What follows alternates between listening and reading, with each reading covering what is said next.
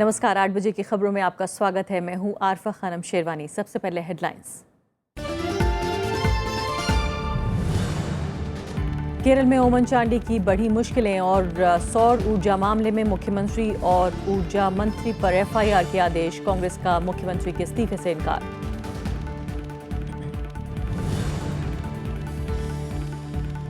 गुजरात सरकार के आतंकवाद निरोधी विधेयक को राष्ट्रपति ने लौटाया। विधेयक के कई प्रावधानों पर मांगी सफाई। बीते साल केंद्र सरकार ने दी थी मंजूरी।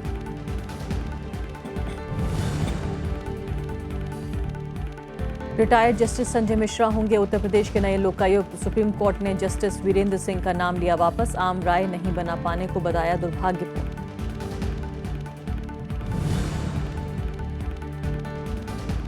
केंद्र सरकार ने किया 20 स्मार्ट सिटीज का ऐलान। भुवनेश्वर, पुणे, जयपुर होंगे देश के पहले 3 स्मार्ट सिटीज। 5 साल में 50,000 करोड़ होंगे खर्च। और एमसीडी की हड़ताल से दिल्ली में कचरे का ढेर। कर्मचारियों ने किया उप मुख्यमंत्री और एमसीडी मेयर के घर का घेराव। मुख्यमंत्री ने की एमसीडी को भंग करने की मांग। और आइए अब देखते हैं पहली खबर।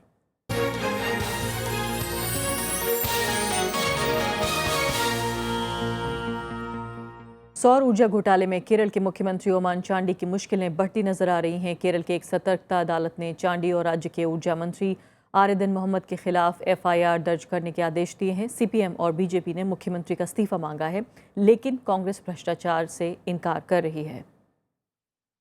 2.5 साल पुराने सोलर घोटाले को लेकर त्रिशूर कोर्ट ने मुख्यमंत्री ओमन चांडी के खिलाफ एफआईआर के आदेश दे दिए हैं। एसआईटी ने उनसे 14 घंटे तक पूछताछ की थी। चांडी पर सोलर घोटाले में करोड़ों रुपए की रिश्वत का आरोप लगा है। मुख्यमंत्री को रिश्वत देने की बात कहने वाली सरिता नायर ने जस्टिस शिवराजन न्यायिक जांच आयोग के सामने गवाही दी थी। Between CM and me was of 1.90 CR. One at Vijnan Bhavan, Delhi, and second the other one at Trivandrum through his PA Thomas Kuruvilla. ओमन चांडी के खिलाफ एफआईआर की खबर आते ही सीपीएम के नेतृत्व वाले विपक्षी एलडीएफ ने राज्य में कई जगह प्रदर्शन किया और चांडी के इस्तीफे की मांग की। ओमन चांडी ने हालांकि मीडिया में संक्षिप्त वक्तव्य जारी करके इस्तीफे से साफ इनकार किया है। उन्होंने इसे शराब माफियाओं का षड्यंत्र भी करार दिया। Chief minister and the electricity minister should immediately resign in the background of the Thrissur Vigilance Court decision. लेकिन इस घटनाक्रम के बाद बीजेपी ने कांग्रेस के नेतृत्व वाली यूडीएफ सरकार को निशाने पर लिया है।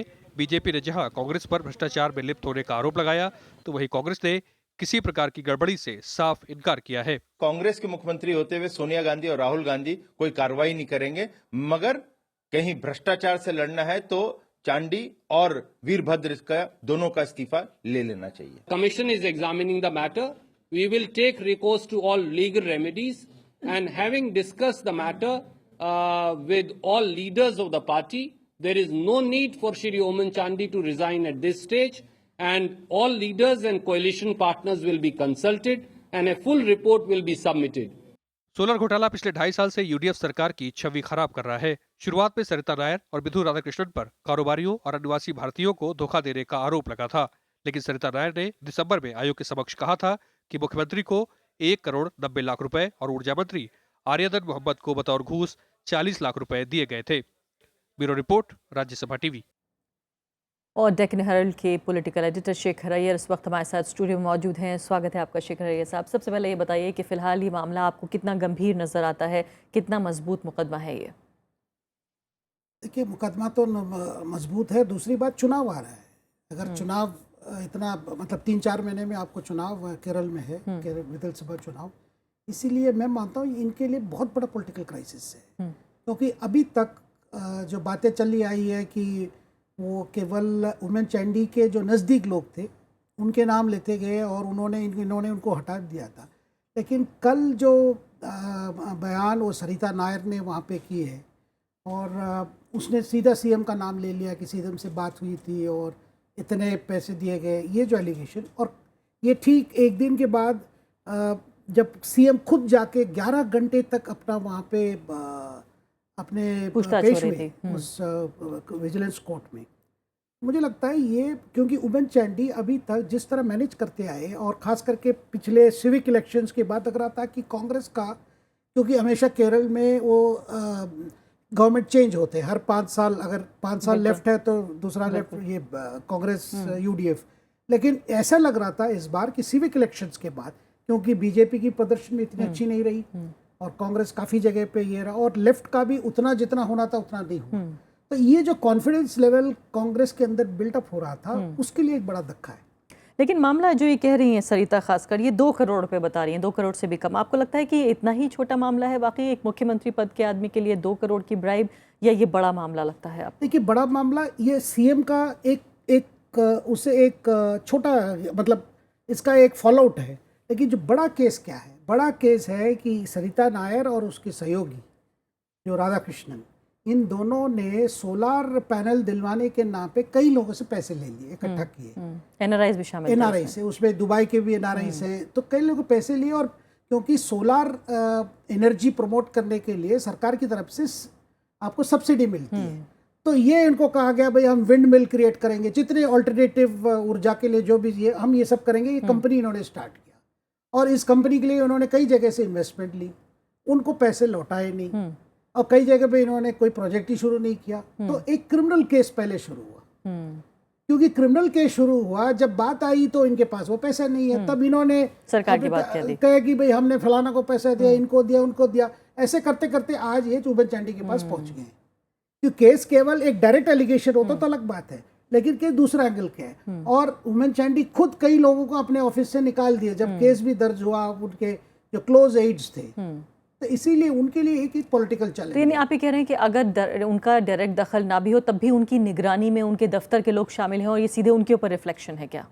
नहीं, एक प्रकार से तो रिफ्लेक्शन, क्योंकि चुनाव आ रहा है, चुनाव में एक बड़ा मुद्दा बन जाएगा, क्योंकि वहाँ पे क्या है, लेफ्ट फ्रंट के सामने अभी जो लेफ्ट फ्रंट बहुत कोशिश कर रही है, उनको लिए 5 साल के बाद लग रहा है कि अभी एक मौका है, और इस केस के बाद ये जो उमन चांडी के खिलाफ विजिलेंस कोर्ट एफआईआर दर्ज करने के लिए कही है, क्योंकि अभी एक बाबू के ऊपर दूसरे केस भी होता, बार केस में, बिल्कुल, जिस पे उन्होंने इस्तीफा दे दी, लेकिन वो इस्तीफा अभी तक इन्होंने फॉरवर्ड नहीं किया गवर्नर के पास। लेकिन सरिता नायर के साथ जो टेलीफोन पे जो बातचीत रिकॉर्ड हुई है, क्या आपको लगता है कि वो बहुत ही नाजुक मामला है और सीधे तौर पर लग रहा है कि वाकई जो है शामिल थे इनके अधिकारी? क्योंकि इसमें पूरा मामला हो जाने के बाद ये कहा है कि उसको कैसे सेट करना है, अब आगे कैसे बढ़ना है, जांच चलने के दौरान। लेटेस्ट जो आई है, एक कांग्रेस नेता है जो उमन चांडी के बहुत करीब माने जाते हैं, उनकी जो चैनल्स उसको प्ले कर रहे हैं कि वो उनको बता रहे हैं कि देखिए, बात सरिता नायर क्यों मजबूर हुई कि उमन चांडी के नाम लेने पर, क्योंकि जब पैसे सब इनसे मांगने लगे, क्योंकि उनके ऊपर केस खत्म नहीं हुआ है, क्योंकि उनके ऊपर वो जो केस है इसकी वजह से अपने आप को बचाने के लिए इसने की है। बिल्कुल। और ये शराब माफिया वाली जो बात कह रहे हैं, कितना मजबूत है शराब माफिया, अगर इस दलील को माना भी जाए मुख्यमंत्री की? देखिए, जिस तरह ये पॉलिटिकल केस बन गया है, चुनाव आ रहा है, इस समय अभी उन्होंने सारा वो अल्कोहल बैन लगाया कि जो देसी दारू है वो नहीं बिकेगा, लेकिन IMFL बिकेगा केवल 5 स्टार होटल में। तो प्रोहिबिशन एक बड़ा इशू बन गया है इस चुनाव में, तो कई लॉबीज आगे से चल रहे हैं। और इससे पहले एक पैटर्न हो गया, KM माणी के खिलाफ केस था जो केरल कांग्रेस के हैं, तो उनके बेटे के खिलाफ भी एक केस आया। तो ये जब केसेस आ रहे हैं और चुनाव 3-4 महीना है, मुझे लगता है कि फिलहाल तो लग रहा है कि कांग्रेस हाईकमान उनके साथ जा रही है, और इन्होंने भी ये उम्मीद रखी है कि वो हाई कोर्ट जाएंगे और हाई कोर्ट से रिलीफ मिलेगा। आखिरी सवाल, अब फिलहाल अरुणाचल प्रदेश के बाद अब फिलहाल केरल की बारी आ गई है, जो कांग्रेस शासित प्रदेश है उनकी बारी लगता है आ रही है, के बाद एक संकट आ रहा है। मुझे नहीं लगता कोई रिश्ता नहीं है ऐसा, कोई केंद्र से हस्तक्षेप करने का कोई गुंजाइश है यहाँ पे। ये केवल पार्टी को अंदर एक ये चलेगी अब, क्योंकि चुनाव किस चेहरे पे आगे जाएंगे, क्योंकि उमन चांडी उनके लिए बड़ा इंपॉर्टेंट फेस था, तो उनको आगे लेके ये चल रहे थे। बिल्कुल। तो अभी उनके लिए इस समय उमन चांडी हट भी जाए तो प्रश्न आएगा कौन नेतृत्व लेंगे। बिल्कुल। बहुत बहुत शुक्रिया आपका शिखर साहब चर्चा में भाग लेने के लिए।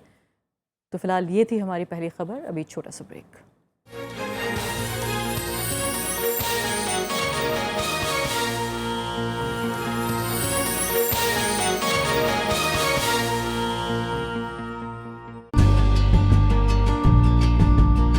कलम के जरिए समाज में घटती घटनाओं को कहने का एक अलग नजरिया। समाज में विसंगति हर जगह है, जितना आप उस विसंगति को समझते हो। आप बहुत अच्छा अगर परिवार की विसंगति को समझते हो तो आप एक बहुत अच्छा कहानी लिख सकते हो रिलेशंस पर। मिलिए शख्सियत में मशहूर व मारूफ व्यंग्यकार डॉक्टर ज्ञान चतुर्वेदी से शनिवार रात 10:30 बजे और रविवार सुबह 11 बजे सिर्फ राज्यसभा टीवी पर।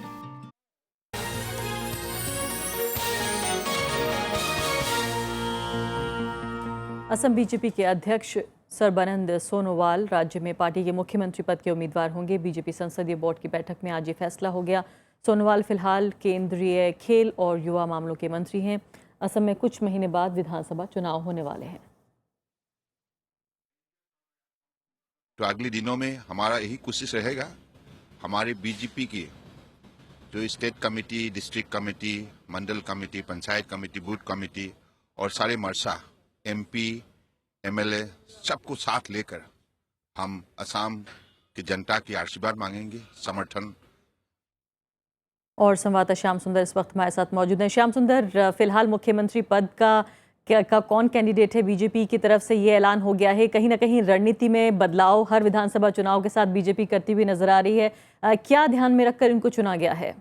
देखिए, दो बहुत अहम बातें हैं। पहली बात तो ये है कि जो आने वाले अलग अलग राज्यों के चुनाव हैं, आप तमिलनाडु की बात करें, पश्चिम बंगाल, केरल, आसाम या पुदुचेरी की बात करें, तो यहाँ सबसे ज़्यादा अगर संभावनाएं बीजेपी देख रही है तो वो आसाम में देख रही है।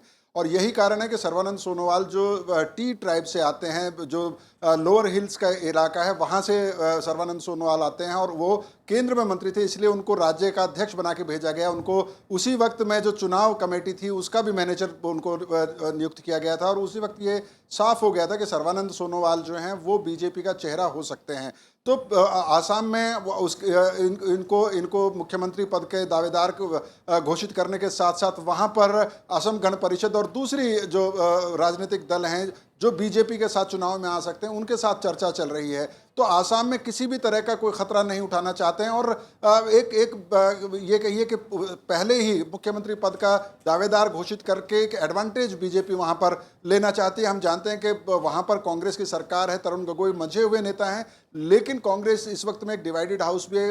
हेमंत शर्मा जैसे उनके सीनियर लीडर्स कांग्रेस छोड़ के गए हैं, उन्होंने बीजेपी का दामन थामा है। तो निश्चित तौर पर बीजेपी ने एक एडवांटेज लेने की कोशिश इस फैसले के जरिए की है। बहुत बहुत शुक्रिया श्याम सुंदर आपका।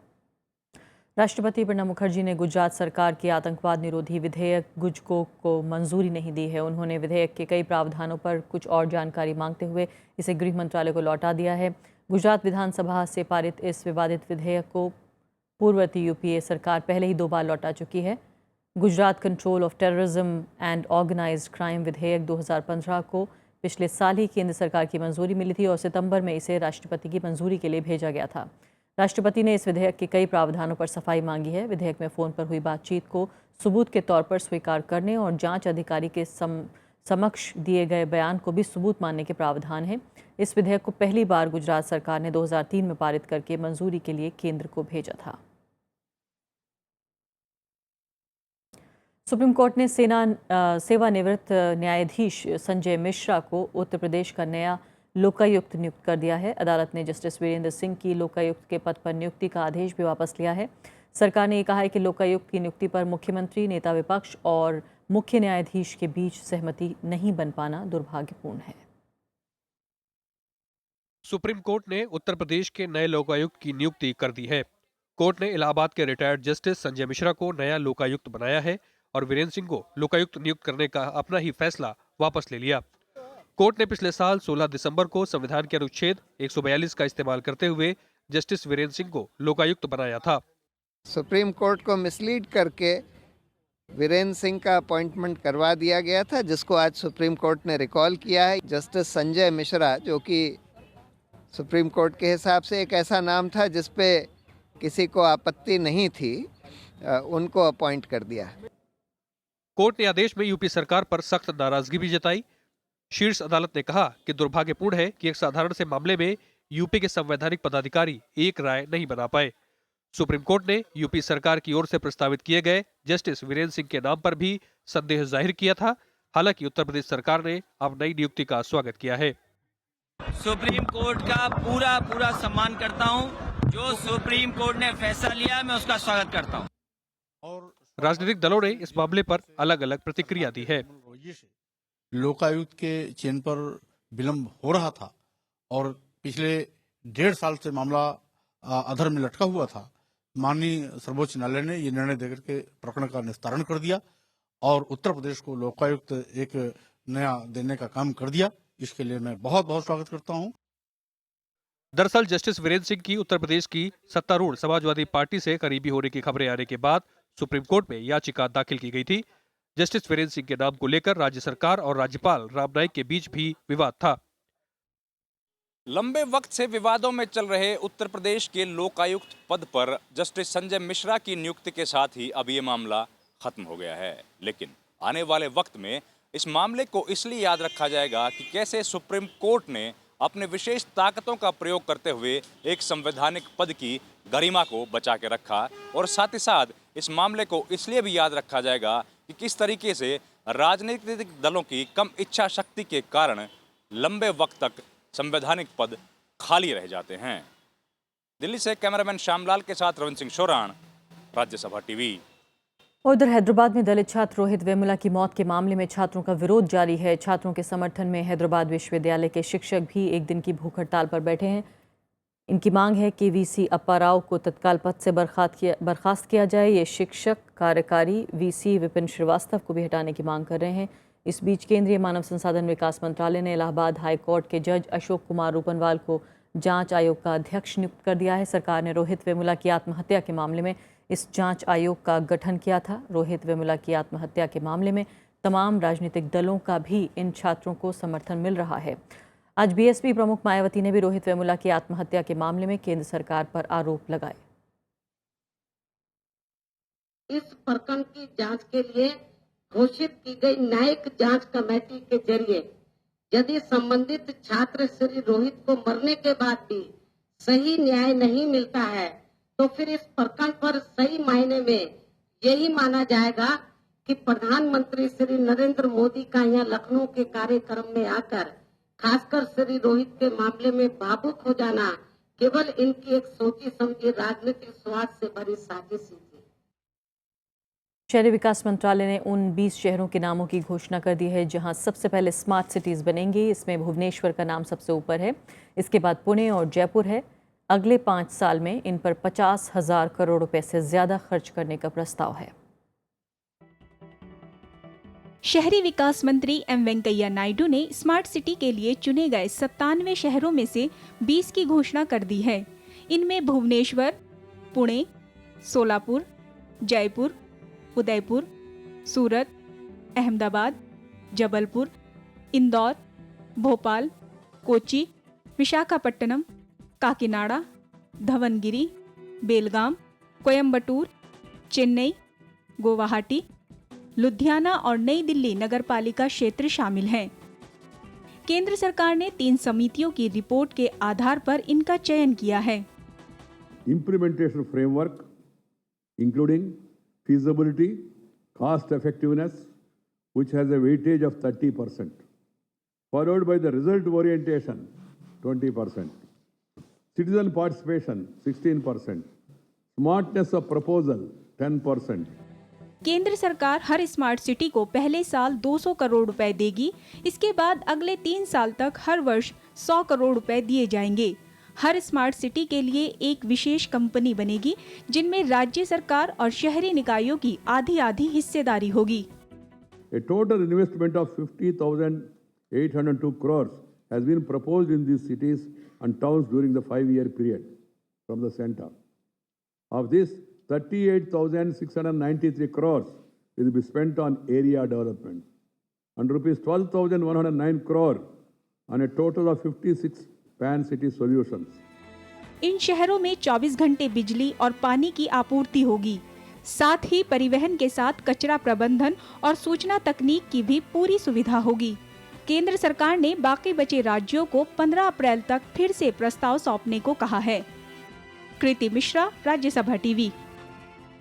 और कुछ खबर दिल्ली की ली जाए। दिल्ली में ना तो सफाई हो पा रही है ना ही पढ़ाई। वजह है बकाए भुगतान को लेकर दिल्ली सरकार और निगम के बीच रस्साकशी। वेतन न मिलने से निगम के 1 लाख से ज्यादा कर्मचारी बुधवार से हड़ताल पर हैं। मुख्यमंत्री अरविंद केजरीवाल ने तीनों निगमों को भंग करने की मांग की है। दिल्ली के उप मुख्यमंत्री मनीष सिसोदिया के दफ्तर के बाहर ये कचरा सफाई कर्मचारियों ने डाला है। 4 महीने से वेतन न मिलने से नाराज कर्मचारियों ने उनके घर के बाहर धरना प्रदर्शन भी किया। एमसीडी के 1 लाख से ज्यादा कर्मचारी बुधवार से हड़ताल पर हैं, जिनमें शिक्षक, डॉक्टर और नर्सें भी शामिल हैं। इनके लिए केवल और केवल दिल्ली के मुख्यमंत्री जिम्मेदार हैं। वो इसलिए पहली बार तो इन्होंने हमें झूठ बोला। पिछली बार जब हमने तीसरी बार स्ट्राइक कॉल ऑफ की थी अपनी, उसमें इन्होंने हमें लिख के दिया था कि जी 1100 करोड़ रुपया आपको दिसंबर के महीने दे देंगे। अभी तक 1 रुपया नहीं दिया इन्होंने। आम आदमी पार्टी इस स्थिति के लिए बीजेपी और केंद्र सरकार को जिम्मेदार ठहरा रही है। सरकार का दावा है कि उसने एमसीडी को उसके हिस्से की रकम दे दी है। मुख्यमंत्री केजरीवाल ने ट्वीट में कहा कि जो संगठन वेतन नहीं दे सकता, उसे बने रहने का हक नहीं है। लोग दिल्ली के दुखी हैं, जनता दुखी हो रही है चारों तरफ में कि कूड़ा फैल रहा है उनके घरों के सामने, कूड़ा नहीं उठ रहा उनके घरों से। कर्मचारी दुखी हैं, लोगों के घर में चूल्हा नहीं जल रहा और ये लोग पैसा खा गए, बता नहीं रहे कहां गया। हम जांच करने की बात कहते हैं तो जांच करने से मना करते हैं कि जांच नहीं करने देंगे, आपके पास अधिकार नहीं है। हम जांच करने का अधिकार नहीं रखते, सिर्फ पैसा देने का अधिकार रखते हैं। ये कैसा अधिकार है? आम आदमी पार्टी के आरोपों का जवाब देने के लिए बीजेपी दिल्ली के तीनों मेयर के साथ सामने आई। आज भी नॉर्थ एमसीडी का 1200 करोड़ रुपया दिल्ली की केजरीवाल सरकार के ऊपर बकाया है as per 3rd finance commission. और अगर 4th फाइनेंस कमीशन की बात करें तो ये पैसा और बढ़ जाता है। और इसके अलावा वो कभी ये कहते हैं कमिश्नर ने लेटर लिख दिया। मेरे पास 21 तारीख का लेटर है जिसके अंदर बिल्कुल क्लियर लिखा हुआ है कि हमारे को 1200 करोड़ रुपया लगभग दिल्ली सरकार से लेना है। वेतन के अलावा कर्मचारी तीनों निगमों को एक करने की मांग कर रहे हैं। अस्थायी कर्मचारियों को नियमित करने की मांग भी वो लंबे वक्त से उठा रहे हैं। निगम के कर्मचारी इन मांगों को लेकर पिछले 1 साल में कई बार हड़ताल पर जा चुके हैं। दिल्ली में निगम कर्मचारियों की हड़ताल के आज दूसरे दिन भी विरोध प्रदर्शन लगातार जारी है। जहां एक तरफ राजनीतिक दल इस मुद्दे का समाधान ढूंढने की बजाय एक दूसरे के ऊपर आरोप प्रत्यारोप लगा रहे हैं, वहीं दिल्ली की जनता को सारे टैक्स देने के बावजूद इसका खामियाजा भुगतना पड़ रहा है। कैमरामैन अनिर्बान के साथ विपिन चौहान, दिल्ली, राज्यसभा टीवी। राष्ट्रपति प्रणब मुखर्जी ने माना है कि कांग्रेस से अलग होकर पार्टी बनाने का फैसला गलत था। अपनी किताब द टर्बुलेंट ईयर्स में उन्होंने लिखा है कि जब तत्कालीन प्रधानमंत्री राजीव गांधी की कैबिनेट में उन्हें नहीं लिया गया था तो उनके निराशा वाले दिन थे। राष्ट्रपति की ये दूसरी आत्मकथा है जिसका आज दिल्ली में विमोचन किया गया। गुरुवार को उपराष्ट्रपति मोहम्मद हामिद अंसारी ने राष्ट्रपति प्रणब मुखर्जी की आत्मकथा के दूसरे हिस्से द टर्बुलेंट ईयर्स का विमोचन किया। राष्ट्रपति ने स्वीकार किया कि किताब में उनके जीवन से जुड़ी अहम जानकारियां हैं।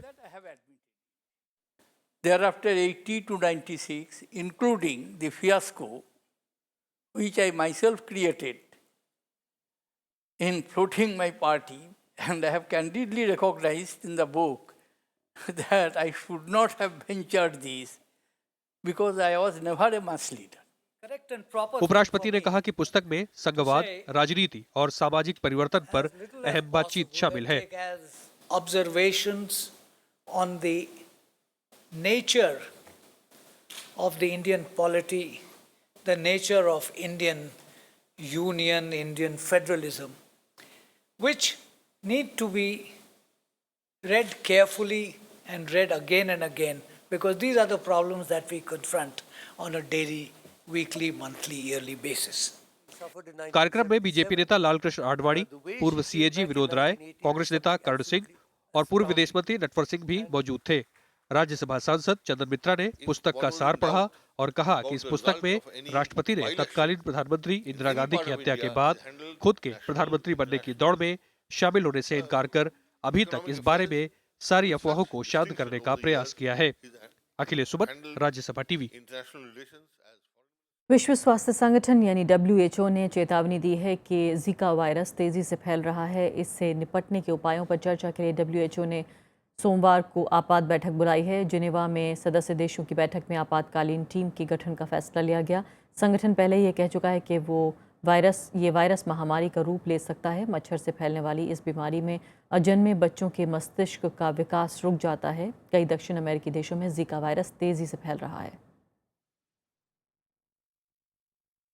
उपराष्ट्रपति मोहम्मद हामिद अंसारी ने आज अपने निवास पर देश के अलग अलग राज्यों से आए कलाकारों से मुलाकात की।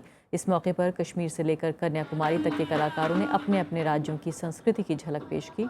इस कार्यक्रम में असम का बिहू, त्रिपुरा का गोरिया और तमिलनाडु के टोंडा के अलावा कश्मीरी लड़कियों का राफ नृत्य खास आकर्षण का केंद्र रहा।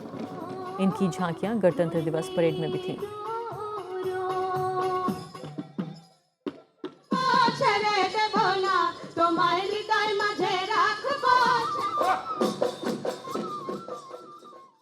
और जाते जाते देख लेते हैं, एक नज़र डाल लेते हैं दिन भर की कुछ और बड़ी खबरों पर। नमस्कार।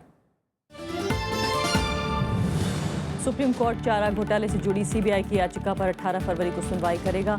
झारखंड हाईकोर्ट ने नवंबर 2014 में लालू प्रसाद यादव पर से घोटाले की साजिश रचने के आरोप हटा लिए थे। बीजेपी से निलंबित सांसद कीर्ति आजाद डीडीसीए के खिलाफ हाईकोर्ट में याचिका दायर करेंगे। याचिका में कथित वित्तीय अनियमितताओं के खिलाफ एसआईटी जांच और एक स्वतंत्र प्रशासक की नियुक्ति की मांग की जाएगी। सुप्रीम कोर्ट ने तीस्ता सीतलवाड़ की गिरफ्तारी पर 18 मार्च तक रोक लगा दी है। कोर्ट ने गुलबर्गा सोसाइटी मामले में आरोपी तीस्ता सीतलवाड़ और उनके पति को जांच टीम के साथ सहयोग करने के लिए भी कहा है। अगली सुनवाई 9 मार्च को होगी। अभिनेता सलमान खान ने सुप्रीम कोर्ट में कैविएट याचिका दायर की है। उन्होंने कोर्ट से अपना पक्ष सुनाए जाने की अनुमति मांगी है। मुंबई हाई कोर्ट ने 10 दिसंबर को सलमान को 2002 हिट एंड रन मामले से बरी कर दिया था।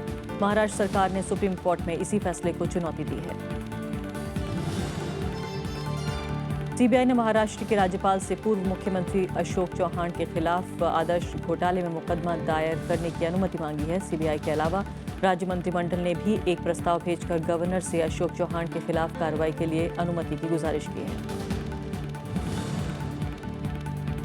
असम के काजीरंगा नेशनल पार्क में शिकारियों ने एक गैंडे को मार दिया और उसके सींग ले गए। जांच के दौरान घटनास्थल से कारतूस के कई खोखे बरामद हुए हैं। इससे पहले 10 जनवरी को भी शिकारियों ने एक मादा गेंडे का शिकार किया था। गुरुवार को स्वतंत्रता सेनानी लाला लाजपत राय की 150वीं जयंती पर श्रद्धांजलि दी गई। इस मौके पर राज्यसभा के उपसभापति पीजे कुरियन, गृहमंत्री राजनाथ सिंह और राज्यसभा में नेता विपक्ष गुलाम नबी आजाद समेत कई लोग मौजूद थे। मुंबई लोकल में सफर करने वाले यात्रियों को स्टेशनों की सूरत बदली हुई मिलेगी। गैर सरकारी संस्था मेक अ डिफरेंस ने इनके कायाकल्प का बीड़ा उठाया है, जिसकी शुरुआत बोरीवली और खार स्टेशन से की गई है। इसके तहत स्टेशन की दीवारों, सीढ़ियों और टिकट खिड़की को तरह तरह की पेंटिंग से सजाया गया है। स्वीडन और डेनमार्क सहित यूरोपीय संघ के कुछ देशों ने ऐसे शरणार्थियों को निष्कासित करने का फैसला किया है जिनके आवेदन रद्द हो चुके हैं। ऐसा शरणार्थियों की संख्या को नियंत्रित करने के लिए किया जा रहा है। माना जा रहा है कि ये संख्या 80,000 को पार कर सकती है। ऑस्ट्रेलियन ओपन में सानिया मिर्जा अपने क्रोएशियन जोड़ीदार इवान डोडिच के साथ मिक्स डबल्स के सेमीफाइनल में पहुंच गई हैं। इस जोड़ी ने क्वार्टर फाइनल में लियन डिपेस और मार्टिना हिंगिस को हराया। इससे पहले बुधवार को सानिया और हिंगिस ने महिला डबल्स के फाइनल में भी जगह बना चुकी हैं ये दोनों।